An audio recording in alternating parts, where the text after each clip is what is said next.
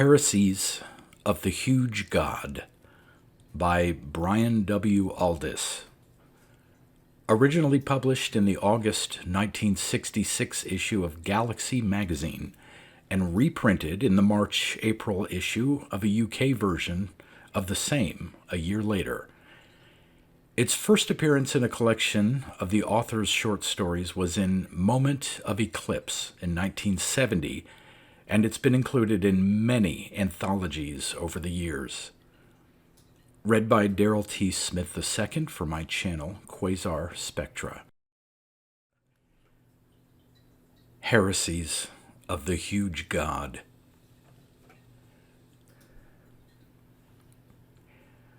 The Secret Book of Herod IV. I, Herod IV, Chief Scribe, declare that this, my writing, may be shown only to priests of rank within the Orthodox Universal Sacrificial Church and to the elders elect of the Council of the Orthodox Universal Sacrificial Church, because here are contained matters concerning the four vile heresies that may not be seen or spoken of among the people. For a proper consideration of the newest and vilest heresy, we must look in perspective over the events of history. Accordingly, let us go back to the first year of our epoch, when the world darkness was banished by the arrival of the huge God, our truest, biggest Lord, to whom all honor and terror. From this present year, 910 HG, it is impossible to recall what the world was like then, but from the few records still surviving, we can gather something of those times and even perform the mental contortions necessary to see how events must have looked to the sinners then involved in them. The world on which the huge God found himself was full of people and their machines, all of them unprepared for his visit. There may have been 100,000 times more people than now there are. The huge God landed in what is now the sacred sea, upon which in these days sail some of our most beautiful churches dedicated to his name. At that time, the region was much less pleasing, being broken up into many states possessed by different nations. This was a system of land tenure practiced before our present theories of constant migration and evacuation were formed. The rear legs of the huge God stretched far down into Africa, which was then not the island continent it is now, almost touching the Congo River at the sacred spot marked now by the sacrificial church of Basolo Eketi Ele, and at the sacred spot marked now by the temple church of Aden, obliterating the old port of Aden. Some of the huge God's legs stretched above the Sudan and across what was then the Libyan kingdom, now part of the Sea of Elder Sorrow, while a foot rested in a city called Tunis on what was then the Tunisian shore. These were some of the legs of the huge God on his left side. On his right side, his legs blessed and pressed the sands of Saudi Arabia, now called Life Valley, and the foothills of the Caucasus, obliterating the mount called Ararat in Asia Minor, while the foremost leg stretched forward to Russian lands, stamping out immediately the great capital city of Moscow. The body of the huge God, resting in repose between his mighty legs, settled mainly over three ancient seas, if the old records are to be trusted, called the Sea of Mediterranean, the Red Sea, and the Nile Sea, all of which now form part of the Sacred Sea. He eradicated also with his great bulk part of the Black Sea, now called the White Sea, Egypt, Athens, Cyprus, and the Balkan Peninsula as far north as Belgrade, now Holy Belgrade, for above this town towered the neck of the huge God on his first visit to us mortals, just clearing the roofs of the houses. As for his head, it lifted above the region of mountains that we call Italand, which was then named Europe, a populous part of the globe raised so high that it might easily be seen on a clear day from London, then, as now, the chief town of the land of the Anglo-French. It was estimated in those first days that the length of the huge god was some 4,500 miles from rear to nose, with the 8 legs each about 900 miles long. Now we profess in our creed that our huge God changes shape and length and number of legs according to whether he is pleased or angry with man. In those days the nature of God was unknown. No preparation had been made for his coming, though some whispers of the millennium were circulating. Accordingly, the speculation on his nature was far from the truth, and often extremely blasphemous. Here is an extract from the notorious Gersheimer paper, which contributed much to the events leading up to the First Crusade in 271 HG.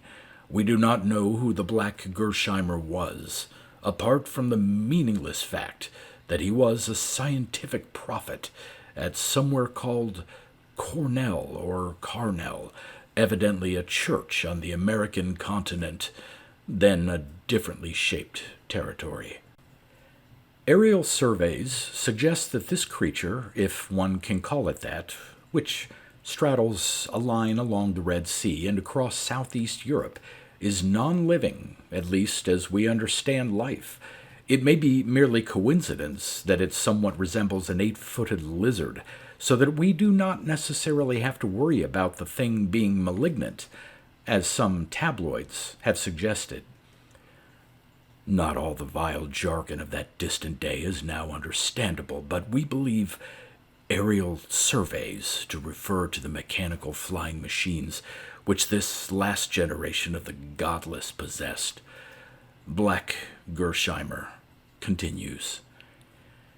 If this thing is not live, it may be a piece of galactic debris clinging momentarily to the globe, perhaps like a leaf clinging to a football in the fall. To believe this is not necessarily to alter our scientific concepts of the universe. Whether the thing represents life or not, we don't have to go all superstitious. We must merely remind ourselves that there are many phenomena in the universe as we conceive it, in the light of 20th century science, which remain unknown to us. However painful this unwanted visitation may be, it is some consolation to think that it will bring us new knowledge of ourselves as well as the world outside our little solar system. Although the terms like galactic debris have lost their meaning, if they ever had one, the general trend of this passage is offensively obvious. An embargo is being set up against the worship of the huge god, with a heretical god of science set up in his stead. Only one other passage from this offensive mishmash need be considered, but it is a vital one for showing the attitude of mind of Gersheimer and presumably most of his contemporaries.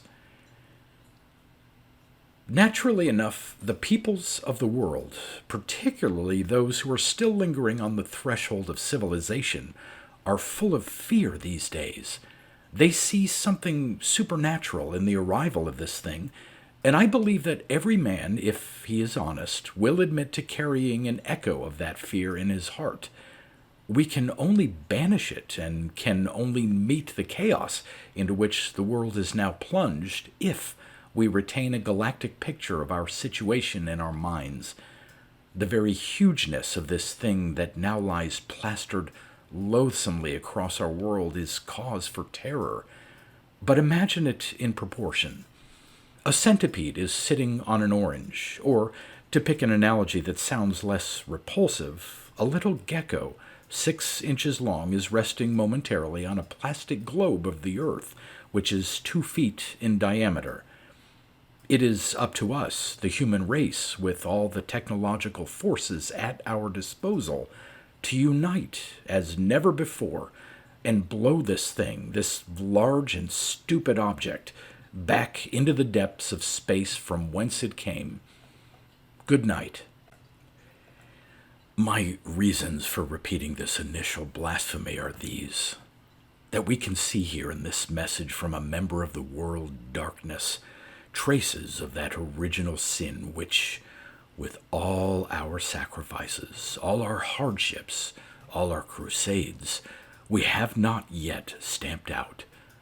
That is why we are now at the greatest crisis in the history of the Orthodox Universal Sacrificial Church, and why the time has come for a fourth crusade exceeding in scale all others. The huge god remained where he was in what we now refer to as the sacred sea position for a number of years, absolutely unmoving.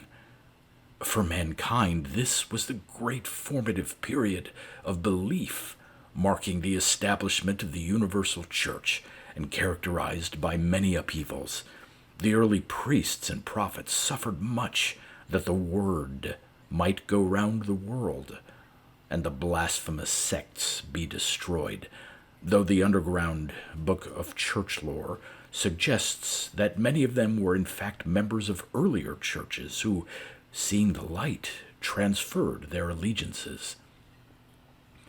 The mighty figure of the huge god was subjected to many puny insults. The greatest weapons of that distant age, forces of technical charlatanry, were called nuclears, and these were dropped on the huge god without having any effect, as might be expected. Walls of fire were burnt against him in vain. Our huge god, to whom all honor and terror, is immune from earthly weakness. His body was clothed, as it were, with metal. Here lay the seed of the Second Crusade, but it had not the weakness of metal. His coming to earth met with immediate response from nature. The cold winds that prevailed were turned aside about his mighty flanks and blew elsewhere. The effect was to cool the center of Africa, so that the tropical rainforests died, and all the creatures in them. In the lands bordering Caspana, then called Persia and Kharkov, say some old accounts, hurricanes of snow fell in a dozen severe winters, blowing far east into India. Elsewhere, all over the world, the coming of the huge god was felt in the skies and in freak rainfalls and errant winds and month-long storms. The oceans also were disturbed, while the great volume of waters displaced by his body poured over the nearby land, killing many thousands of beings and washing 10,000 dead whales into the harbors of Colombo. The land, too, joined in the upheaval. While the territory under the huge god's bulk sank, preparing to receive what would later be the sacred sea, the land round about rose up, forming small hills, such as the broken and savage Dolomites that now guard the southern lands of Italand. There were earthquakes and new volcanoes and geysers where water never spurted before, and plagues of snakes and blazing forests, and many wonderful signs that helped the early fathers of our faith to convert the ignorant. Everywhere they went, preaching that only in surrender to him lay salvation. Many whole peoples perished at this time of upheaval, such as the Bulgarians, the Egyptians, the Israelites, Moravians, Kurds, Turks, Syrians, Mountain Turks, as well as most of the South Slavs, Georgians, Croats, the sturdy Vlachs, and the Greeks and Cypriotic and Cretan races, together with others whose sins were great and names unrecorded in the annals of the Church. The huge god departed from the world in the year 89, or some say 90. This was the first departure and is celebrated as such in our church calendar, though the Catholic Universal Church calls it First Disappearance Day. He returned in 91, great and awing be his name. Little is known of the period when he was absent from our earth. We get a glimpse into the mind of the people then when we learn that in the main the nations of earth greatly rejoiced. The natural upheavals continued since the oceans poured into the great hollow he had made, forming our beloved and holy sacred sea. Great wars broke out across the face of the globe. His return in 91 halted the wars, a sign of the great peace his presence had brought to his chosen people. But the inhabitants of the world at that time were not all of our religion, though prophets moved among them, and many were their blasphemies.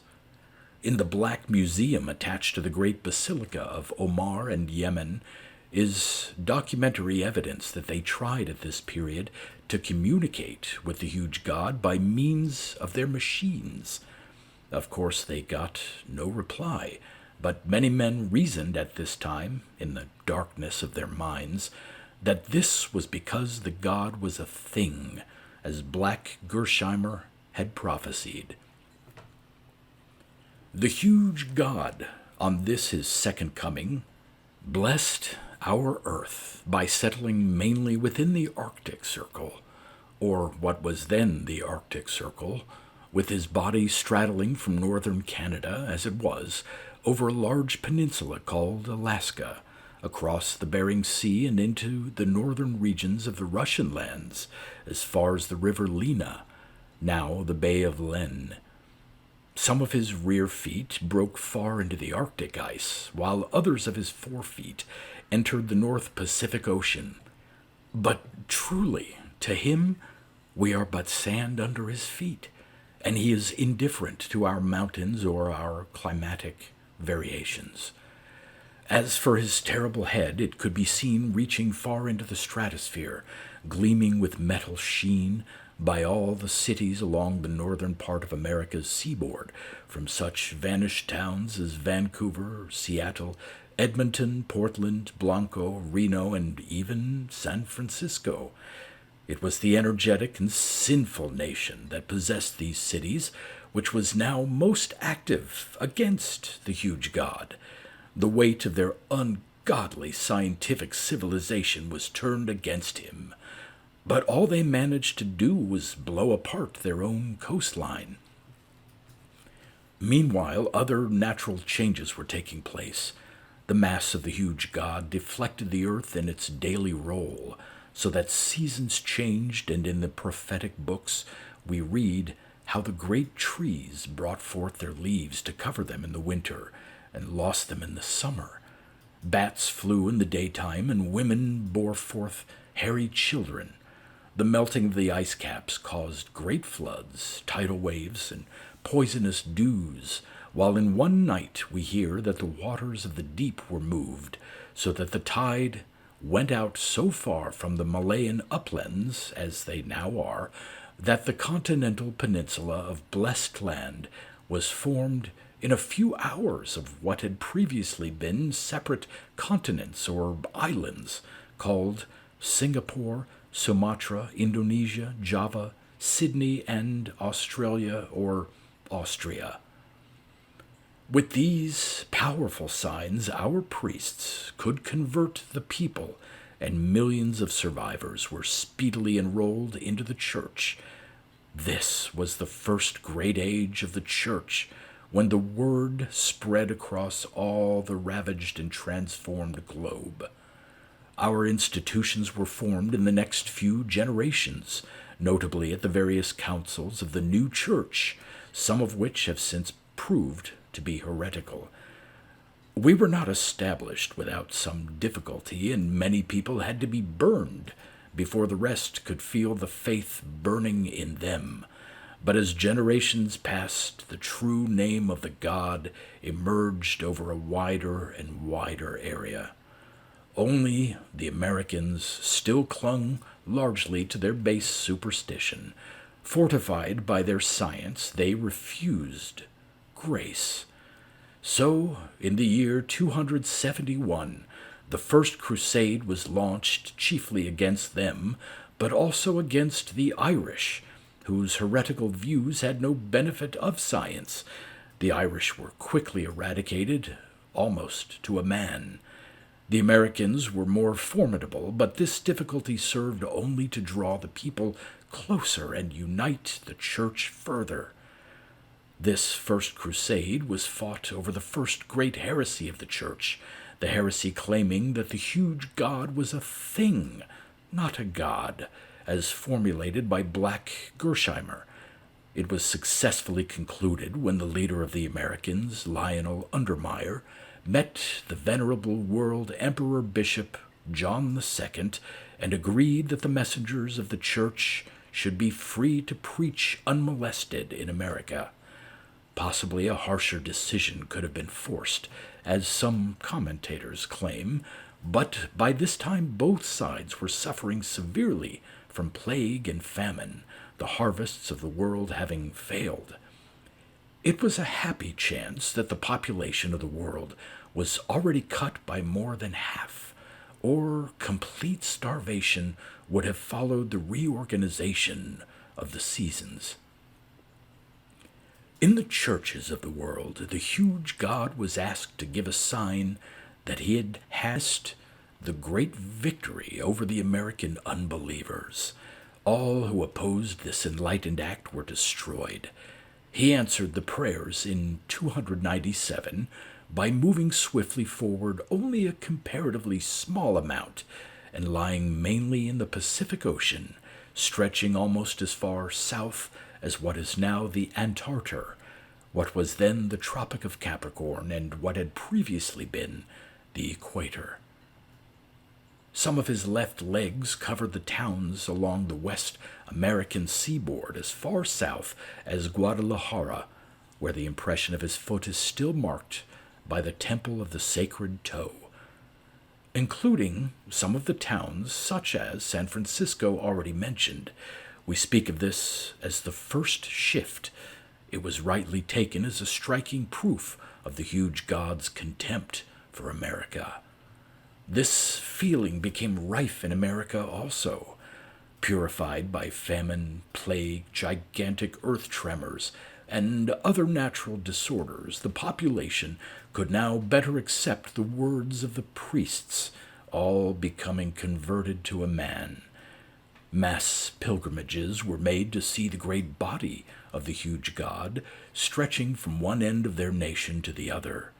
Bolder pilgrims climbed aboard flying airplanes and flew over his shoulder, across which savage rainstorms played for 100 years without cease. Those that were converted became more extreme than their brethren older in the faith across the other side of the world. No sooner had the American congregations united with ours than they broke away on a point of doctrine at the Council of Dead Tench in 322. This date marks the beginning of the Catholic Universal Sacrificial Church. We of the Orthodox persuasion did not enjoy in those distant days the harmony with our American brothers that we do now.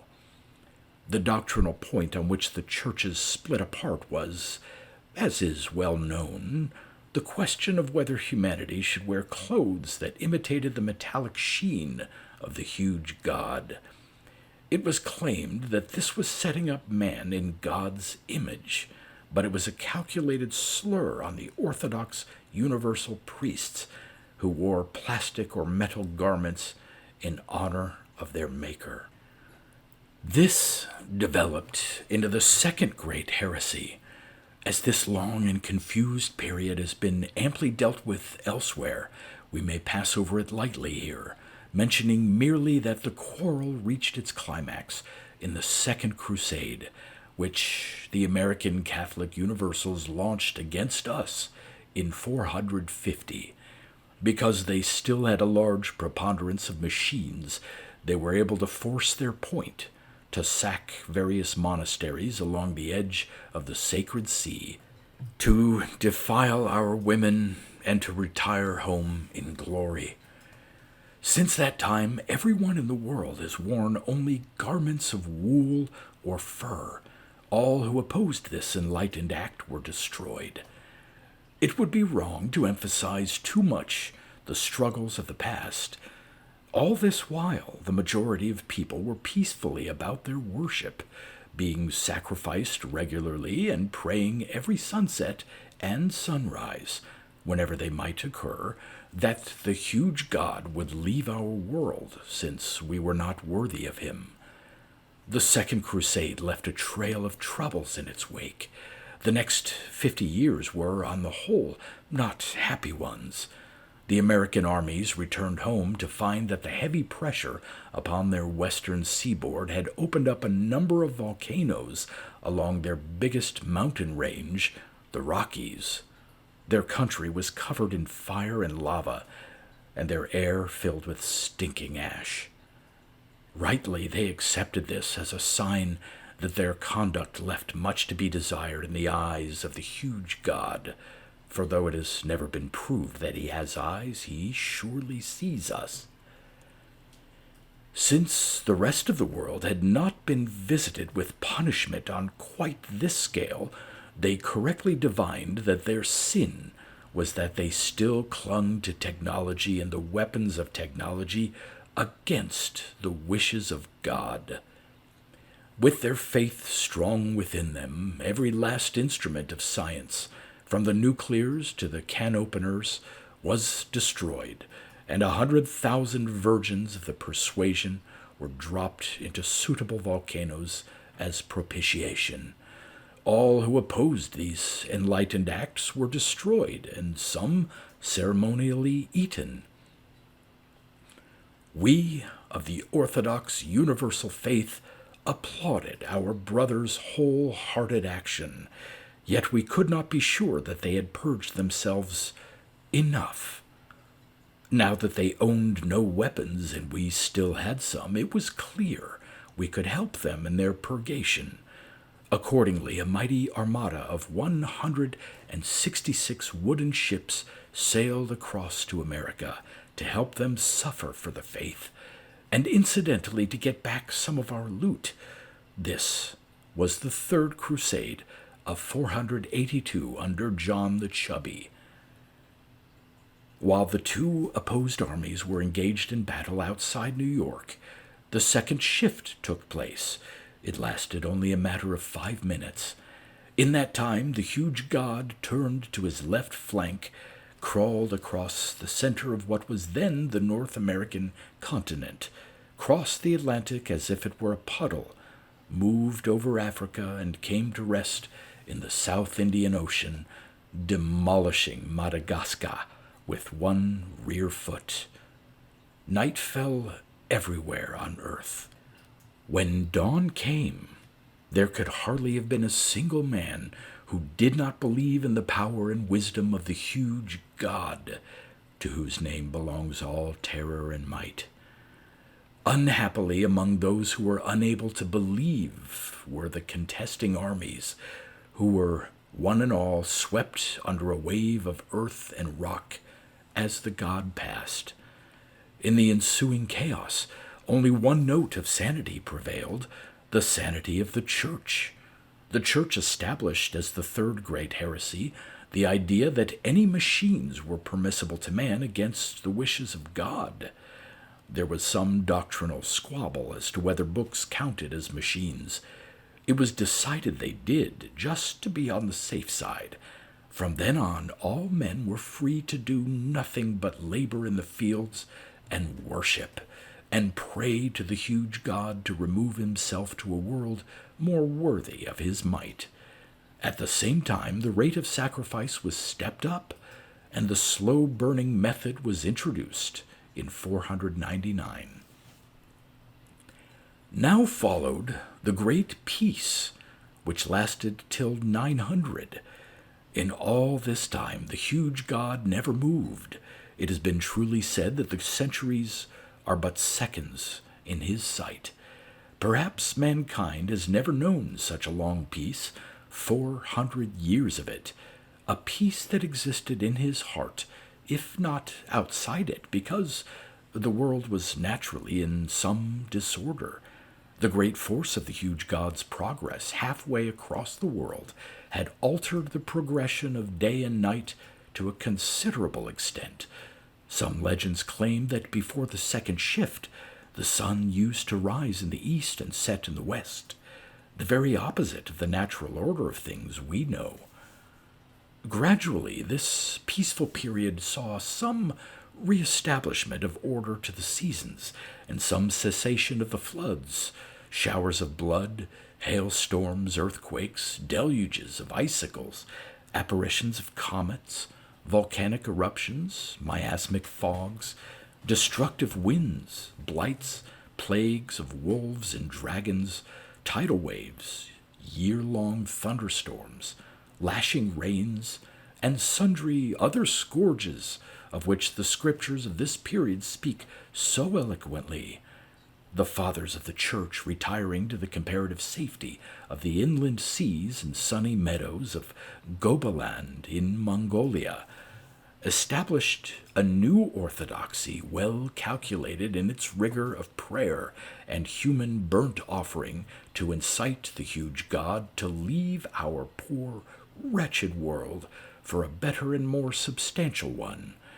So the story comes almost to the present, to the year 900, only a decade past, as your scribe writes. In that year the huge god left our earth. Recall, if you will, that the first departure in 89 lasted only 20 months, yet the huge god has been gone from us already half that number of years.